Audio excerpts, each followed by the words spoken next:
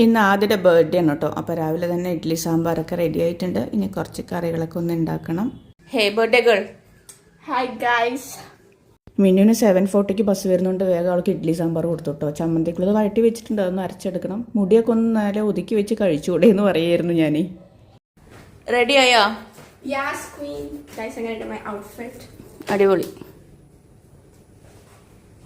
ആദ്യം അമ്പലത്തിൽ പോകാൻ നിൽക്കണം കേട്ടോ. അടുത്ത് തന്നെയാണ്, നടന്നു പോകാവുന്നതേ ഉള്ളൂ. പിന്നെ സ്കൂളും അടുത്ത് തന്നെയാണ്. അപ്പോൾ അവൾക്ക് സമയം ഒരുപാടുണ്ട്. ഒരു 8:15 സ്കൂളിൽ പോയാലും മതി. ഞാൻ പിന്നെ പോയില്ല കേട്ടോ, ഞാൻ കുളിച്ചില്ല. രാവിലെ ഒരേ തിരക്കായിരുന്നു. അപ്പം ഞാൻ എന്തായാലും ഇനി വൈകുന്നേരം എല്ലാവരും കൂടെ അമ്പലത്തിൽ പോകാമെന്ന് പറഞ്ഞിട്ട് ഇന്നലെ പോയി ചോക്ലേറ്റൊക്കെ മേടിച്ച് വെച്ചിരിക്കുകയാണ് കേട്ടോ.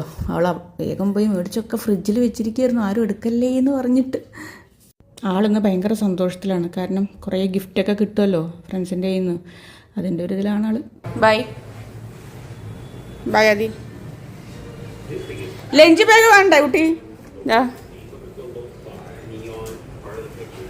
ശരിക്കല്ലേ? സാമ്പാർ പോവും. ഓ, അത് കഴിഞ്ഞ് സ്കൂളിൽ പോകുന്ന വഴിക്ക് അവൾക്ക് കുറച്ച് ഫോട്ടോസ് എടുക്കണം എന്ന് പോലും. നമ്മുടെ അപ്പാർട്ട്മെൻറ്റ് ഫ്രണ്ടിൽ തന്നെയാണ് അതൊരു സ്കൂളിൽ. അപ്പോൾ ശരിയെന്ന് പറഞ്ഞ് ഫോട്ടോസൊക്കെ എടുത്തു. രാവിലത്തെ തിരക്ക് കഴിഞ്ഞു. ഇനി അടുത്തത് പിള്ളേരൊക്കെ സ്കൂളിൽ പോയി. ഇനി എൻ്റെ യോഗയ്ക്കുള്ള ടൈമാണ്. റെഡി ആവണം. മഴ പെയ്തിട്ട് മൊത്തം ചെളിയൊക്കെ തെറിച്ചിട്ടുണ്ട്. ഇനി ഇവിടെയൊക്കെ ഒന്ന് ക്ലീൻ ചെയ്യണം. സമയമില്ല, ഇനിയിപ്പോൾ യോഗയ്ക്ക് പോയി വന്നിട്ട് ചെയ്യുന്നുള്ളൂ. 10 മണിന്ന് കുറച്ച് വിരിഞ്ഞിട്ടുള്ളൂ അല്ലേ? വെയിലില്ലല്ലോ മഴ കാരണം, അതുകൊണ്ടായിരിക്കും കുറഞ്ഞിരിക്കുന്നത്. പൂക്കളുടെ എണ്ണം കുറഞ്ഞു.